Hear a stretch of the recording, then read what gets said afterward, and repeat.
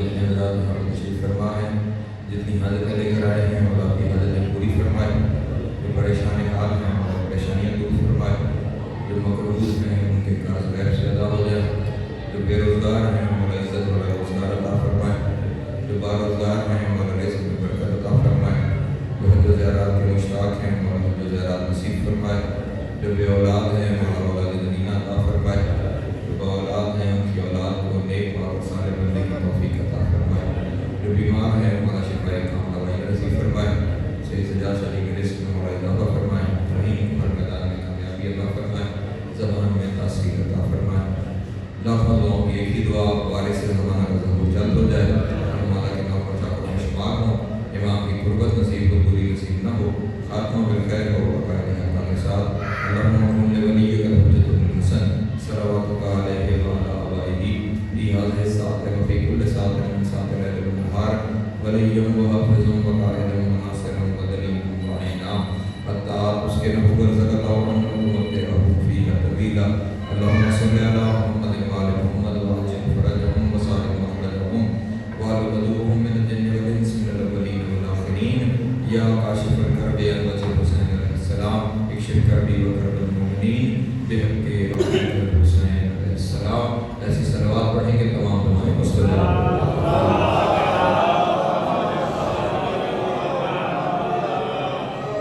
اعوذ باللہ من الشیطان اللعین الرجیم، بسم اللہ الرحمن الرحیم، الحمدللہ الاول بلا اول کان قبلہ والآخر بلا آخر یکون بعدہ قصرت رؤیتہ ابصار الناظرین وعجزت عناتہ اوہام الواصفین وصلی اللہ علی اشرف الانبیاء والمرسلین وخاتم النبیین ابی القاسم محمد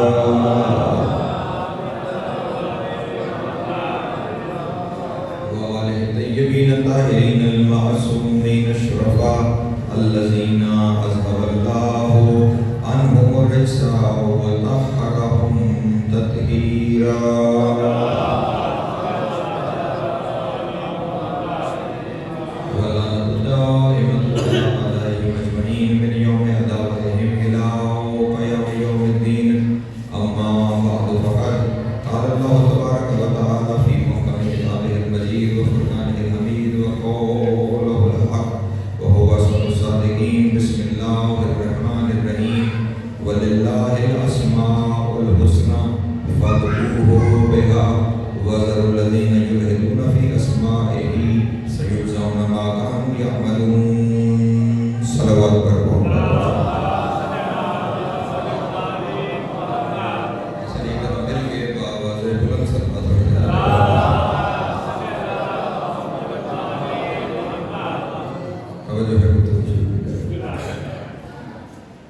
انسان اپنے ہر ایک دعا کی قبولیت کے لیے محتاج ہے اس بات کا کہ وہ خداوند عالم کے حضور اپنی دعا کو پیش کرے اور خدا اس کی اس دعا کو قبول کرے تاکہ اس کا مقصد حاصل ہو سکے۔ اور خود انسان کو خداوند عالم نے قرآن مجید میں حکم بھی یہی دیا ہے کہ اے انسان مجھے پکارا کرو، مجھے پکارا کرو تاکہ جب تم مجھے پکارو تو میں تمہاری پکار کا جواب دیا کروں۔ اور آیت موجود ہے کہ اپنے حبیب سے خداوند عالم نے ارشاد فرمایا کہ اذا سألک عبادی انی فانی قریب، جب میرے بندے آپ سے میرے بارے میں سوال کریں تو انہیں کہنا کہ میں قریب ہوں۔ جب میرے بندے میرے بارے میں سوال کریں فانی قریب تو میں قریب ہوں۔ اجیب دعوت الداعی اذا دعان، جب پکارنے والا مجھے پکارتا ہے تو میں اس پکار کا جواب دیتا ہوں۔ جب پکارنے والا خدا ارشاد فرماتا ہے جب پکارنے والا مجھے پکارتا ہے تو میں اس کی پکار کا جواب دیتا ہوں۔ اس کا مطلب یہ ہوا اللہ جواب صرف اسے دیتا ہے جو پکارتا ہے۔ خود خدا نے شرط لگا دی ہے کہ جو پکارے گا اسے پکار کا जवाब दिया जाएगा। जो नहीं पुकारेगा, जो मेरे साथ रास्ता नहीं रखना चाहेगा, तो फिर मैं तो खालिक हूँ, फिर मुझे भी तुमसे रास्ता रखने की जरूरत नहीं है। रास्ता सिर्फ उसका है जो मुझे पुकारेगा। अब सब कुछ घूम रहा है इस पुकार के गिर्द कि खुदावंद आलम कहता है कि मुझे पुकारो तो फिर मैं तुम्हारी पुकार का जवाब भी दूंगा, तुम्हारी दुआओं को कबूल भी करूंगा। लेकिन अब खालिक की बारगाह है, मालिक की बारगाह है, तो फिर उसे पुकारा कैसे जाए? फिर उसे पुकारा कैसे जाए? तवज्जो तवज्जो, पुकारने के आदाब होने चाहिए।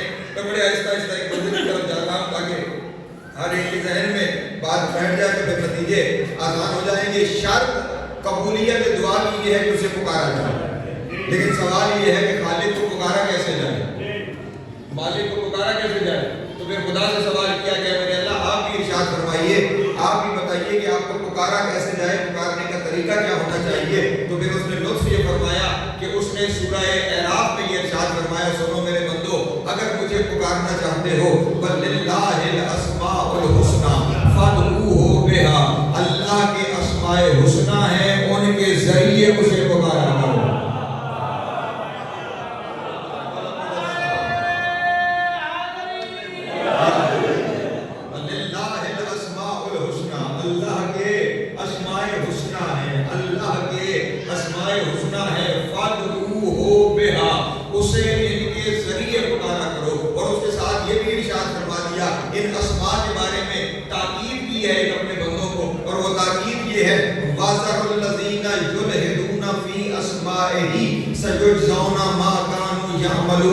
अगर कोई बंदा इन अस्मा के मामले में हक से दूर हो गया तो फिर जल्दी अपना अंजाम देख लेगा।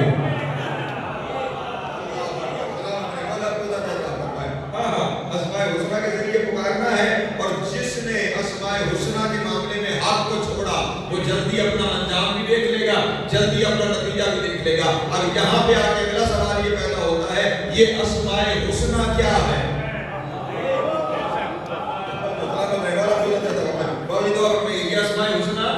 क्या है कि जिनके जरिए अल्लाह को पुकारना है? अस्मा की तरफ जाने से पहले एक चीज अर्ज कर देता हूं, ये जो लफ्ज है हुस्ना, ये एहसन की तानीस है और ये है मुबालगे का सीगा।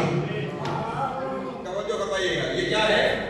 मुबालगा। यानी एक लफ्ज होता है हसीन, हसीन का मतलब अच्छा, खूबसूरत, एहसन बहुत अच्छा। चले मैं और समझाऊं तो ज्यादा बेहतर समझ में आएगा। एक लफ्ज बड़े के लिए, परेशान तो नहीं होगे ना भगवान कुछ अर्ज करो। बड़े को अरबी ज़बान में कहते हैं कबीर।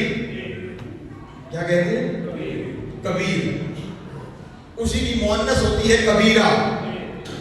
और अगर कोई ऐसा बड़ा हो कि जिसके बड़े होने का अंदाजा ही ना लगाया जा सके कि कितना बड़ा है, उसे कहा जाता है अकबर।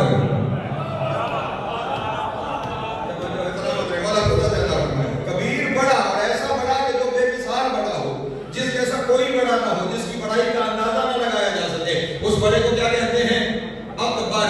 इसी अकबर का मुअन्नस है, ये अकबर मुज़क्कर का सीगा है। ऐसा बड़ा मर्द के जिसकी बड़ाई का अंदाजा ना लगाया जा सके, उसे अकबर कहते हैं। और इसी का अगर मुअन्नस बनाया जाए, ऐसी अजीम औरत के जिसकी बुलंदी का अंदाजा ना लगाया जा सके, तो उसे कहते हैं कोबरा।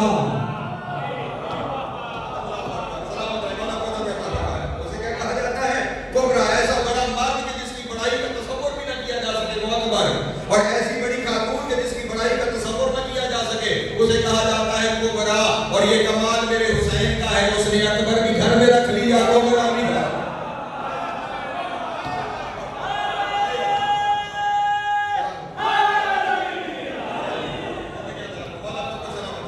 उसने अकबर भी घर में उतारा, उसने कोबरा भी घर में उतारी है। वह ऐसे ही जब कोई छोटा हो तो उसके लिए लफ्ज़ इस्तेमाल होता है सगीर, उसका मुअन्नस होता है सगीरा। और फिर कोई ऐसा छोटा कि जो अपने सिन में बेमिसाल हो जाए। तवज्जो करवाइएगा, इस लफ्ज़ के मेरे इस तर्जुमे की कदर न की गई तो मुझे दुख होगा। ऐसा छोटा कि जो अपने बचपने में बेमिसाल हो जाए, उसे कहा जाता है असगर। और ऐसी मज़कूर जो अपने बचपने में बेमिसाल हो जाए, उसे कहा जाता है सोगरा। अब ये फिर हुसैन का कमाल है कि असगर भी हुसैन के घर में है, सोगरा भी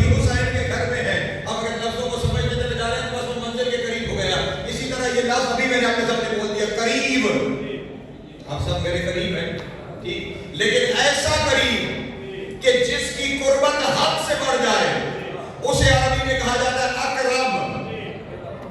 توجہ, خیال رہے عین والا نہیں الف والا, ہاں عین والا نوزت کے لیے ہوتا ہے, یہ الف والا قربت کے معنی میں, یعنی بہت زیادہ قریب مرد ہو اسے کہا جاتا ہے اقرب. اور اسی کا اگر مؤنث بنایا جائے کہ ایسی مستور جس کی قربت کی کوئی انتہا نہ ہو اسے کہا جاتا ہے قربا.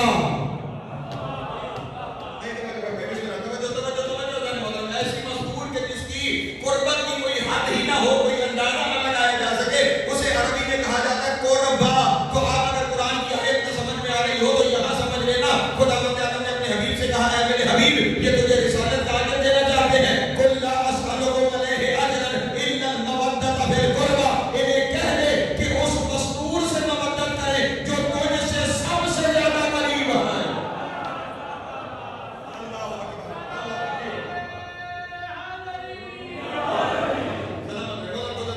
اس مستور سے مودت کرے جو تجھ سے سب سے زیادہ قریب ہے. تو اب یہ سیغ مبالغہ کے سمجھ میں آ رہے ہیں, اکبر, کبرا, اصغر, صغرا, اقرب, قربا, بہی احسن حسنا. جو ہے احسن ایسا اچھا کہ جس کی اچھائی کی حد ہی کوئی نہ ہو, جو بے مثال ہو اسے احسن کہا جاتا ہے. اور کسی کی تانیث بنا دی جائے تو حسنا, یعنی اب خدا یہ ارشاد فرما رہا ہے اگر مجھے پکارنا ہے تو جو میرے بے مثال اسماء ہیں ان کے ذریعے پکارا جائے. جو میرے بے مثال اسماء ہیں, جو میرے سب سے اچھے اسماء ہیں, ان اسماء کے ذریعے مجھے پکارا جائے. اب اپنی اپنی مرضی سے مولوی سے جا کے پوچھو کہ اسماء حسنہ کیا ہے.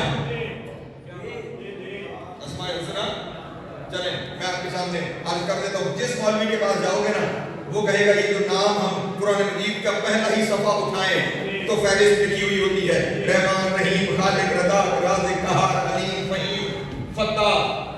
یہ جتنے ہیں یہ اسماء حسنہ ہیں. یہ کیا ہے ابھی یہ توجہ فرمائیے گا, یہ کیا ہے اسماء میرا ابھی میں نے آپ کو اسماء حسنہ کو جو سب سے اچھے نام ہوں, اگر یہ سب سے اچھے ہیں تو پھر ساتھ اچھے کون سے ہیں؟ نہیں توجہ فرما رہے. اگر یہ سب سے اچھے ہیں تو پھر وہ کون سے ہیں جن میں سے یہ سب سے اچھے ہیں؟ پتہ نہیں میں کیا کہہ رہا ہوں. میں اس مجمع میں بیٹھے ہوئے کہوں کہ میرے دوست تو کچھ ایسے ہوں گے جو دوست نہیں ہیں, ان میں سے کچھ ہوں گے جو دوست ہیں, ٹھیک, تبھی تعارف ہوگا کہ یہ دوست ہیں اور یہ نہیں ہے. یہاں کہا جا رہا ہے سب سے اچھے نام, پھر کوئی اچھے ہوں گے تو ان میں سب سے اچھے ہیں. پھر یہ ساتھ اچھے کون سے ہیں جن میں سب سے اچھے یہ ہیں, تو وہ ساتھ اچھے تو آپ دکھائی نہیں سکتے. آپ کو یہی دکھائیں گے جنہیں آپ اسماء حسنہ کہہ رہے ہیں, لیکن میں آپ کے سامنے عرض کرتا رہوں کہ یہ نام اچھے ہیں, سب سے اچھے کوئی اور ہے. یہ جتنے ناموں کی فہرست آپ کے پاس ہے یہ اچھے ہیں, سب سے اچھے. میں ابھی اور وضاحت کر دیتا ہوں آپ کے سامنے. سورہ حشر کو جا کے پڑھیے گا. خدا تعالیٰ خود سورہ حشر میں ارشاد فرما رہا ہے کہ اللہ وہ ہے, اللہ الذی خالق الباری المصور لہ الاسماء الحسنى. اللہ خالق بھی ہے, باری بھی ہے, مصور بھی ہے, اور اس کے اسماء حسنى بھی ہیں. خالق بھی ہے, باری بھی ہے, مصور بھی ہے, اور اسماء حسنى بھی ہے. اس کا مطلب خالق, باری اور مصور کچھ اور ہے, اسماء حسنى کچھ اور ہے. یہ خالق و باری و مصور و عزیز و حکیم یہ سارے اسماء ہیں, اسماء حسنى کچھ اور ہے. آج کی تقریر میں بس ہم نے یہی تلاش کرنا ہے وہ اسماء حسنى کون ہے. جو ہے میرے بابا لوگوں کی وہ اسماء حسنى کون ہے. بڑی جلدی اپنے بیان کو سمیٹوں گا, لیکن نتیجے دینا میری مجبوری ہے کہ وہ اسماء حسنى کون ہے جن کے ذریعے اللہ کو پکارنا ہے. کیونکہ اللہ یہ ارشاد فرما رہا ہے اگر ان کے ذریعے پکارو گے تو جواب دوں گا, اور اگر ان کے ذریعے نہ پکارا تو پھر میری طرف سے کسی جواب کی توقع نہ رکھنا. جواب صرف ان کے لیے ہے جو اسماء حسنى کے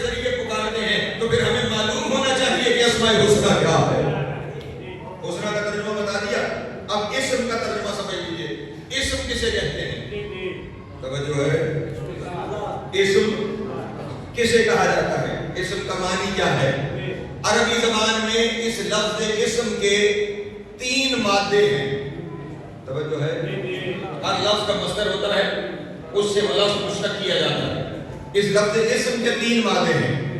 एक मादा है समू, एक मादा है वसमा, एक मादा है समातुन। इन 3 मादों से ये लफ्ज़ इसम मुश्तक हो सकता है।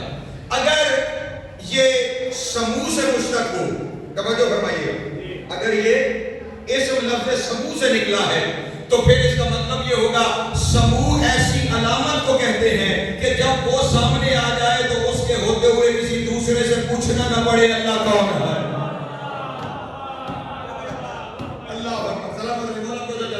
इसमें इलाही वो होगा कि जिसके ऐसी अलामत कि जिसके होते हुए किसी गैर से पूछना ना पड़े कि अल्लाह कौन है, उसे देखो तो समझ में आ जाए अल्लाह क्या है। इसम वो होगा जिसे देखो तो समझ में आ जाए कि अल्लाह क्या है, किसी और से पूछना ना पड़े। तो जितने अल्लाह तशरीफ फरमा है कि जितने लफ्ज़ हमें बताए गए हैं कि ये लफ्ज़ अस्माए हुस्ना है, कभी लफ्ज़ को देखकर भी समझ आया कि अल्लाह कौन है? नहीं तवज्जो फकर। चले मैं एक रिवायत की तरफ चलता हूं, उससे बात ज्यादा बेहतर समझ में आएगी। रसूल अल्लाह मेराज पे तशरीफ ले जा रहे हैं, ख्याल रहे इसम वो होगा जो अगर सामने आ जाए तो फिर अल्लाह के बारे में किसी से पूछना ना पड़े। तवज्जो है, रसूल मेराज पे तशरीफ ले जा रहे हैं, इरशाद फरमाते हैं जब मैं अर्श के करीब पहुंचा तो मैंने देखा अली मुझसे पहले वहां खड़े हैं।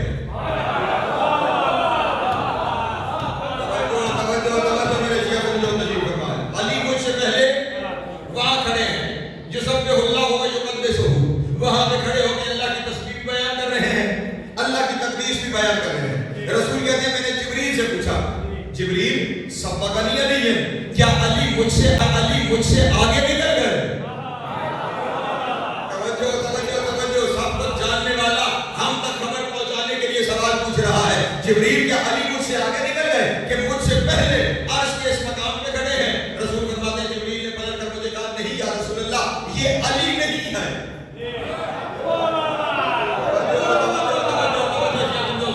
ये अली नहीं है। रसूल फरमाते हैं मैंने पूछा, सब कुछ जानने वाला, मैंने पूछा अगर ये अली नहीं है तो ये कौन है? उससे बेहतर अली को कौन पहचानता है? अगर ये अली नहीं है तो ये कौन है? तवज्जो फरमाइएगा। अल्लाह अकबर, खुदा की कसम, लफ्ज़ कलम नूर से दामन हूर पे लिखने के काबिल है। कहते हैं रसूल अल्लाह के जिब्रील ने पलट कर मुझे कहा कि या रसूल अल्लाह, इन अल्लाह युबस्सिरु समाअ अली इब्न अबी तालिब अला फौक़िल अर्श, कि अल्लाह अर्श पर अली की इतनी तारीफ बयान करता है। अल्लाह अकबर, और ज़मीन पे अली की तारीफ से जलने वाले अर्श पे भी अली की तारीफ है। वहां पे भी तारीफ बयान करता है। और बाबा जी जुमला आ गया, मैं कहता चलूं, इस दुनिया में अली की तारीफ बयान करने वाले ज़ाकिरों को कत्ल करने वाले, वहां अल्लाह ज़ाकिर है।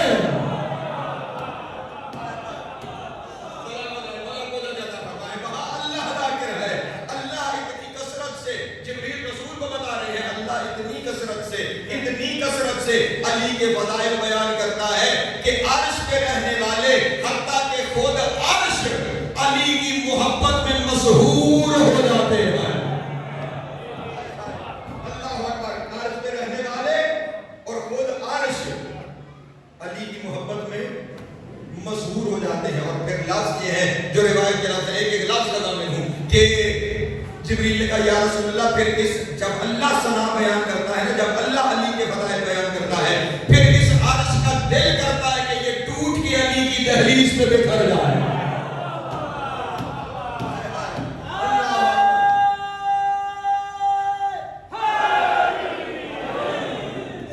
जिसके दरवाजे पर टूट के बिखर जाना अर्श चाहता हो, फिर वो दरवाजा कितना बुलंद होगा, फिर उस दरवाजे का मकाम क्या होगा। हज़रत अकबर साहब का एक शेर सामने आ गया है, मैं कहता चलूं अगर समझ पाए तो अर्ज करता हूं अपने दोस्तों के सामने। बज़ाहिर ये दरवाजा जमीन पर है, लेकिन क्या खूबसूरत خوبصورتی سے انہوں نے لکھا. وہ واقعہ یاد ہے نا جب ستارہ علی کے دروازے پہ اترا تھا؟ ہم نے تو کہا اترا تھا، لیکن شاعر نے کیسے دیکھا؟ اور کہا کہ دیکھیے گا شاعر نے یہ دیکھا، اس نے کہا در علی کی بلندی تک آ گیا تارا. اللہ اکبر، در علی کی بلندی تک آ گیا تارا. کیوں آیا؟ تلاش کرتے ہوئے آسمان کن فیکون. اللہ اکبر، علی کی دہلیز آسمان کن فیکون ہے. تو اب وہاں پہ عرش یہ چاہتا تھا کہ وہ ٹوٹ کر علی کی دہلیز میں بکھر جائے.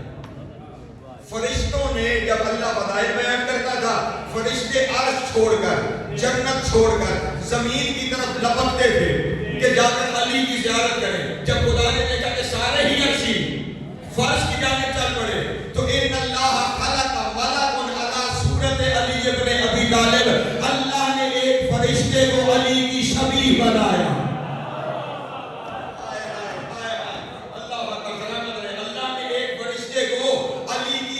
بنایا. اب شبیہوں پر شرک کے فتوے لگانے والوں، جس کے ساتھ شرک ہوتا ہے نا وہ خود شبیہ بنا رہا ہے.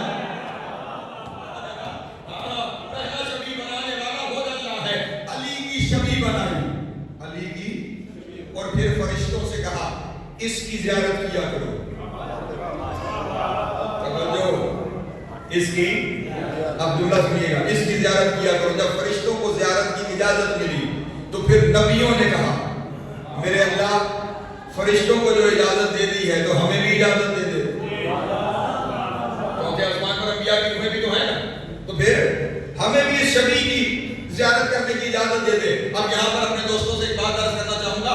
کبھی کبھی کچھ لوگوں کو میڈیا پر جا کر بٹھا دیا جاتا ہے کہ یہ مکتب اہل بیت کے نمائندے ہیں. نہ مکتب اہل بیت کا نمائندہ صرف وہی ہے جو حق بیان کرے. دیکھ کر اپنے آپ کو بدل لینے والا مکتب اہل بیت کا نمائندہ نہیں ہو سکتا. ٹی وی پہ ایک بندے نے سوال کر دیا تھا کہ جناب والا یہ بتائیں کہ کیا آپ امیر کائنات کو انبیاء سے افضل سمجھتے ہیں؟ تو مولوی نے ڈر کے لباس بھی علی کا پہنا ہوا تھا. لباس بھی علی کا پہنا ہوا، اور پھر وہاں کہہ کے کہہ دیا نہیں ہمارا تو یہ عقیدہ نہیں ہے. جھوٹ! میں پر سوال کے اس ممبر پہ بیٹھ کر تقریر لائی جا رہی ہے، پوری ضمانت سے کہہ رہا ہوں مکتب تشیع کا متفقہ عقیدہ ہے مصطفیٰ کے علاوہ علی ہر نبی سے افضل ہے.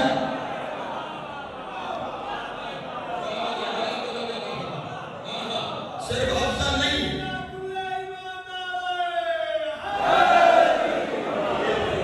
صرف افضل نہیں ان کا سردار بھی ہے. لیکن یہاں پہ افضلیت کی دلیل سن لو اور میں تیزی سے نتیجوں کی جانب آگے بڑھوں. کیا کہا نبیوں نے ہمیں شبیہ کی زیارت کی اجازت نہیں. لوگ کہتے ہیں دعا نہیں ملا. سجادہ یہ جملہ سنیے گا، ہمیں شبیہ علی کی شبیہ کی زیارت کی اجازت ملے. اب سارے پڑھے لکھے دوست تشریف فرما ہے، زیارت کس کی کرتے ہیں؟ جسے خود سے افضل سمجھا جائے. ماں باپ کی زیارت ہوتی ہے کیونکہ اور نبی علی کی شبیہ کی زیارت کرتے ہیں. یسبحون و یکبرون، وہ علی کی شبیہ کو دیکھ کے کہتے ہیں سبحان اللہ.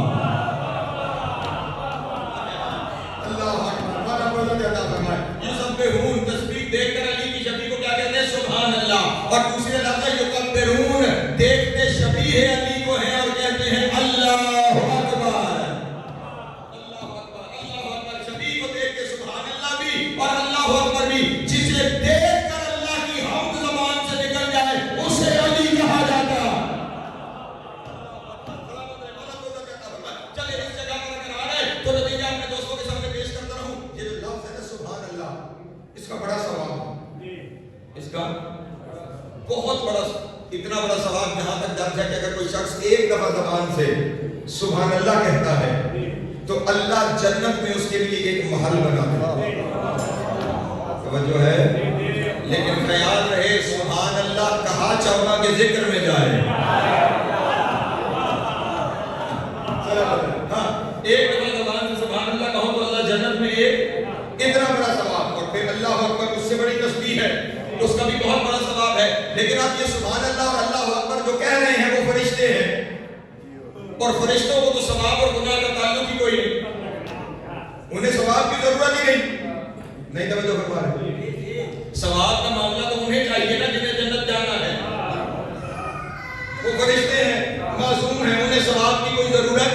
نہیں ہے، لیکن ان لفظوں کا ثواب تو اپنی جگہ پہ ہے نا. سبحان اللہ کا ثواب بھی ہے، اللہ اکبر کا ثواب بھی ہے. اور جب فرشتے ہر روز سبحان اللہ اللہ اکبر کہتے رہتے ہیں تو پھر اللہ فرشتوں سے یہ کہتا ہے کہ تمہارے سبحان اللہ اور اللہ اکبر کے ثواب کی تمہیں ضرورت نہیں ہے، یہ سارا ثواب علی کے شیعوں کے کھاتے میں لکھ دیا.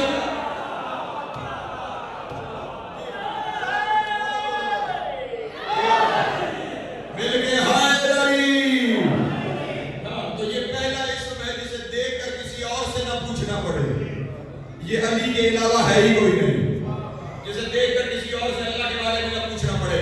دوسرا اسم اگر واسما سے نکلا ہے، کہاں سے؟ واسما. تو واسما کہتے ہیں ایسی علامت کو جو سب سے بلند ہو. توجہ، ایسی علامت جو سب سے، اب جا کے مولویوں سے پوچھو جو سب سے بلند ہو اسے عربی میں کیا کہتے ہیں؟ پریشان ہے آپ کو، کبھی پریشان ہونا چاہیے تھا نہیں، آپ کو تشریح کروانی چاہیے تھی. عربی زبان میں جو سب سے بلند ہو، بلکہ جملہ بدل کے کہوں جس کے سامنے ہر بلندی سجدہ کرے اسے علی کہا جاتا ہے.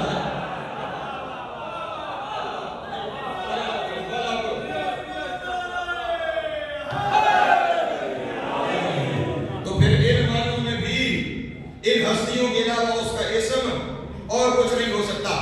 آخری اسم جس لفظ سے نکلا ہے وہ لفظ ہے ساماتون. کیا لفظ ہے؟ سین میم تے اور پھر دو پہ ساماتون. ساماتون کا مطلب یہ ہوتا ہے وہ اسم، یہاں پہ ذرا باریکی سے سمجھیے گا، وہ اسم جس کی جانب اشارہ کیا جا سکے کہ یہ، توجہ کرنیے گا، جس کی جانب اشارہ کیا جا سکے کہ یہ. مثلا اگر کوئی پوچھے خالق کون ہے تو پھر وہ ہو جس کی طرف اشارہ کیا جا سکے کہ یہ. توجہ نہیں فرما رہے. اب اگر آپ سے کوئی پوچھے خالق کون ہے تو آپ لفظ خالق لکھ کے سامنے کر دیں گے یہ نہیں، اشارے کے لیے وجود چاہیے. توجہ، کوئی وجود ہو کہ جس کی جانب اشارہ کیا جا سکے. اب پھر وہ وجود تلاش کر جس میں اللہ کی صفتیں نظر آتی ہیں.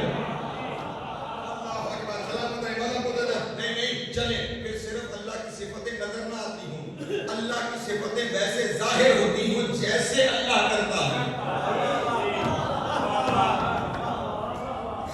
ڈاکٹر صاحب بھی تشریف لے آئے، وقت بھی تھوڑا لیکن نتیجہ بس لے دوں اور سمیٹ دوں اپنے بیان کو. مثلا یہی لفظ خالق، تو وجود وہ ہونا چاہیے جو ایسے خلق کرتا ہو جیسے اللہ خلق کرتا ہے. جو ہے میرے محترم دوستوں بھی، جو ایسے خلق کرتا ہو جیسے اللہ. اللہ کے اور بندوں کے خلق کرنے میں فرق یہ ہے بندے چیزوں کو ملا کر نئی چیز بناتے ہیں، اللہ عدم سے وجود دیتا ہے. توجہ، مثلا خالق کے لفظ عیسیٰ کے لیے بھی آیا ہے قرآن مجید میں، جناب عیسیٰ کے لیے بھی یہ لفظ آیا. لیکن بعض لفظ کیا ہے؟ لیکن بعض لفظ یہ ہے کہ خداوند اعظم نے ارشاد فرمایا کہ عیسیٰ نے یہ کہا انی خالق آیا ہے قرآن مجید میں، جناب عیسیٰ کے لیے بھی یہ لفظ آیا. لیکن بعض لفظ کیا ہے؟ لیکن بعض لفظ یہ ہے کہ خداوند اعظم نے ارشاد فرمایا کہ عیسیٰ نے یہ کہا انی خالق بشر من طین. یہ تو خدا کہہ رہا ہے کہ میں مٹی سے بشر بناتا ہوں، خالق کا لفظ اپنے لیے. لیکن جب عیسیٰ کا آیا تو عیسیٰ نے کیا کہا؟ انی اخلق لکم من الطین کہیئۃ الطیر. میں تمہارے لیے پرندے بناتا ہوں مٹی سے. یعنی پہلے مٹی تھی، اس مٹی سے پرندہ بنایا، مٹی سے پرندہ بنایا. لیکن جب خدا کا معاملہ ہے تو وہاں پر کسی چیز سے نہیں بنایا جاتا. انما امرہ اذا اراد شیئا ان یقول له کن فیکون. اللہ جب کچھ بنانے کا ارادہ کرتا ہے وہ کہتا ہے ہو جا اور وہ ہو جاتا. وہ جب کچھ بناتا ہے تو پھر اسے کسی چیز کی ضرورت نہیں ہوتی، وہ بس کہتا ہے ہو جا تو ہو جاتی ہے. اب وہ خالق تلاش کر کہ جنہیں بنانے کے لیے کسی چیز کی ضرورت نہ ہو بلکہ وہ کہے تو ہو جائے. اور اگر کسی کو وہ منظر نہ دکھائی دے رہا ہو تو آؤ میں دکھاتا ہوں. ہارون کا دربار تھا، دربار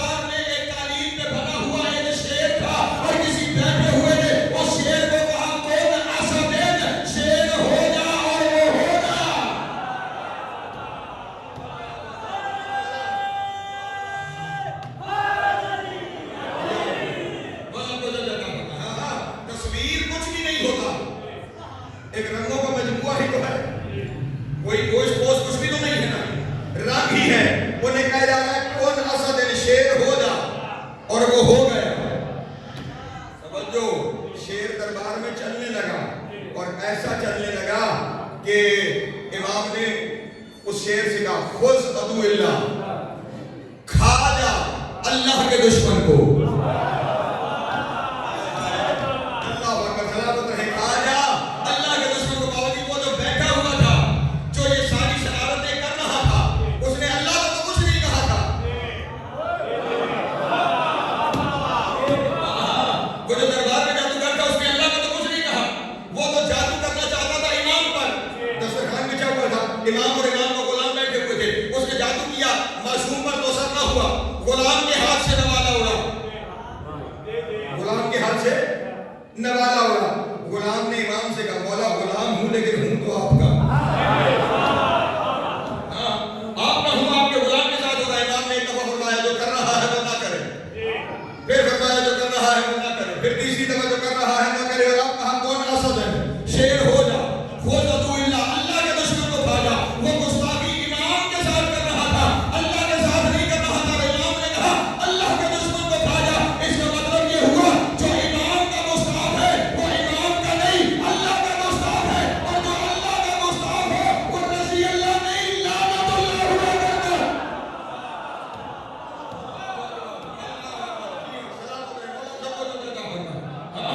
وہ لعنت اللہ ہوا کرتا، خذ عدو اللہ، کھا جا اللہ کے دشمن کو۔ اور وہ شیر اسی کو کھا گیا جسے کھانا تھا۔ اب میں سمیٹ دو اپنے بارے میں، اسی کو کھا گیا جسے کسی پھٹی ہوئی کتاب میں نہیں لکھا کہ امام نے یا امام کے غلام نے اسے بتایا ہو کہ اس بندے کو کھا۔ امام نے صرف کہا خذ عدو اللہ، اللہ کے دشمن کو کھا جا، جسے کھانا تھا وہ کھا گیا۔ اور اہل بیت کے علم غیب پہ بحث کرنے والوں، یہ وہ گھرانہ ہے کہ ان کا بنایا ہوا جانور بھی غیب جانتا ہے۔ جانور بھی غیب جانتا ہے۔ وہ گیا اور ایسے کھایا کہ قطرہ بھی زمین میں نہ آیا۔ توجہ، اب یہاں پہ بس میں نے چھوڑ دیا اپنے بیان کو، لیکن یہ جملہ سن لیجیے گا۔ پہلے کہا تھا کون اسد ہے، شیر ہو جا، وہ جو کچھ نہیں تھا وہ شیر ہو گیا، اور اب یہ سب کچھ ہے، شیر بھی ہے، اس کے اندر جادوگر بھی ہے، اور وہ جادی امام نے پلٹ کے کہا کون صورت ہے، پھر تصویر ہو جا۔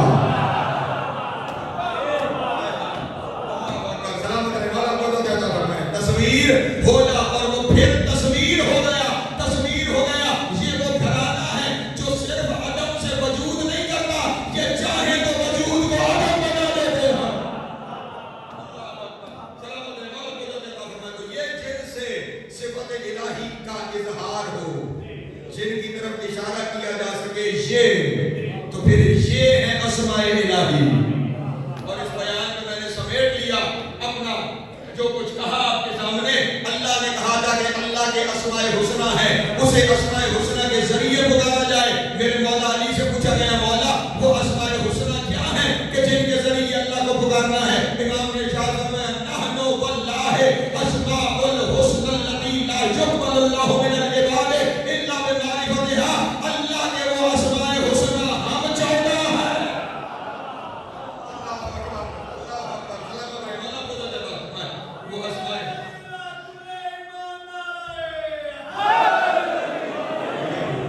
وہ اسماء حسنہ ہم 14 ہیں، اسے ہمارے ذریعے پکارا جائے۔ اور اس لاس میں تقریر تمام ہو گئی، صرف یہ نہیں فرمایا اسماء حسنہ ہم ہیں، اسے ان اسماء کے ذریعے پکارا جائے۔ ارشاد فرمایا لا یقبل اللہ من العباد الا بمعرفتنا، فرمایا اللہ بندوں کا کوئی عمل قبول نہیں کرتا جب تک اس میں ہماری معرفت شامل نہ ہو۔ اس لیے اگر چاہتے ہو کہ عمل قبول ہو جائے تو پھر اس گھرانے کا عرفان ضروری ہے۔ اگر عرفان نہیں تو عمل کوئی اہمیت نہیں رکھتا۔ میں بڑے واضح آپ کے سامنے کھلے لفظوں میں کہہ رہا ہوں، صبح سے لے کے شام تک سر سجدے میں رکھو، روزے سے رہو، ساری رات عبادت کرتے رہو، اگر معرفت نہیں ہے کوئی عمل قبول نہیں۔ نہج البلاغہ میں میرے مولا کا فرمان ہے کیف یطاع من لا یعرف، اس کی اطاعت کیسی ہے کہ جس میں عرفان ہی نہیں ہے، جس میں ہماری معرفت ہی نہیں، بغیر معرفت کے لاکھ سجدے کرو اللہ منہ پہ مارے گا، معرفت رکھ کے ایک سجدہ کرو وہ قبول کر لے گا۔ ہاں اگر دنیا نے پہچان لیا ہوتا تو پھر جن ناموں کے ذریعے اللہ کو پکارنا تھا وہ بازاروں میں نہ پہنچ جاتا۔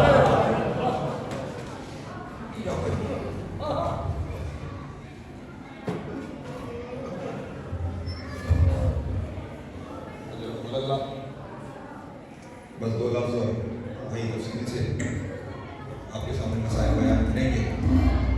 ہمارے رونے کے لیے صرف اتنا لفظ کافی ہے، شام کا بازار اور علی کی بیٹی۔ ساری زندگی صرف اسے ایک لفظ پہ رویا جائے تو وہ رونا تھوڑا ہے۔ دنیا والے سمجھتے ہیں کہ شاید ہم اس لیے روتے ہیں کہ شام کے بازار میں رش بہت نہیں عزیزان محترم، بازار میں بندہ ایک بھی ہوتا گزرنے والی تو علی کی بیٹی ہے۔ جو کبھی اپنے بابا کے سامنے بغیر چھپر کے نہیں آئی، اللہ جانے وہ شام کے بازار سے کیسے گزری ہوئی۔ اور یہ گزرنا بھی عام گزرنا نہیں تھا، یہاں تک لفظ موجود ہے کہ جب سادات کا قافلہ بازار میں داخل ہوا تو اعلان کیا گیا جس نے علی سے بدلے لے لے، علی کی بیٹیوں کو شام کے بازار سے گزارا جائے گا۔ پھر میں تو یہی لفظ کہا کرتا ہوں سید ہونے کے ناطے اس سے آگے کچھ کہہ نہیں سکتا، جس کے دل میں جتنا بغض علی تھا اس نے اتنا سامان اکٹھا کیا۔ کسی نے پتھر مارے، کسی نے گھروں کی چھتوں پر پانی ابالا وہ پھینکا، اور جب پانی ختم ہو گیا تو پھر وہی گرم کوئلے اٹھا کر وہ آگ اٹھا کر اولاد علی کی طرف پھینکی گئی، اور اتنا ہجوم اکٹھا ہو گیا اس اعلان پر۔ بس میں سمیٹوں اپنا بیان، جنہوں نے شام کی زیارت کر رکھی ہے وہ میری بات کی گواہی دیں کہ مولا آپ کو پھر لے جائے، جو نہیں گئے مولا آپ کو لے کر جائے۔ جہاں شام کا بازار ختم ہوتا ہے اور جہاں سے شام کا دربار شروع ہوتا ہے درمیان میں تھوڑا سا فاصلہ ہے، ایک چھوٹا سا میدان ہے۔ میں جب جاتا ہوں وہ فاصلہ اپنے قدموں سے گنتا ہوں تاکہ گریے کا سبب بنے۔ آپ کو یہاں پہ سنا دیتا ہوں، جب وہاں جاؤ تو یہ عمل ضرور کرنا، گریہ ہو جائے گا۔ وہ بازار ختم ہونے سے لے کر دربار کے شروع ہونے تک کل 72 قدم کا فاصلہ ہے۔ اتنا رش تھا ان 72 قدموں پہ علی کی بیٹی کو 72 گھنٹے لگ گئے۔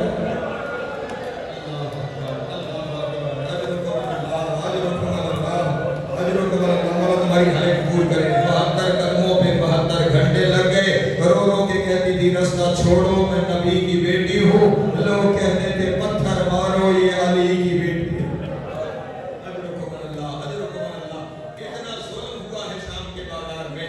بس سمیٹا میں نے اپنا بیان آپ نے ذاکرین سے سنا ہے نا کہ جب وطن واپس آئی ہے تو بھائی نے نہیں پہچانا ان میں میری بہن کون ہے۔ جانتے ہیں بھائی سال میں بھول نہیں جاتے، بہنوں کے چہرے بھائیوں کو بھولتے نہیں ہیں، لیکن شام کے بازار میں ہوا ہی ایسا تھا۔ بس ایک روایت سے سمجھ جاؤ تو بات تمام ہو جائے گی۔ جب مدینے واپس تشریف لے آئی تھی نا میری شہزادی، تو ہر روز اپنے گھر میں مجلس کرتی تھی، ہر روز گھر میں مجلس کرتی تھی۔ یہ جو آپ مجلسیں کروا رہے ہیں یہ علی کی بیٹی کی سنت ہے۔ مدینے کی عورتیں اکٹھی ہو جاتی تھی، علی کی بیٹی مسائل پڑھتی تھی۔ جب خود عینی شاہد مسائل پڑھ رہا ہو،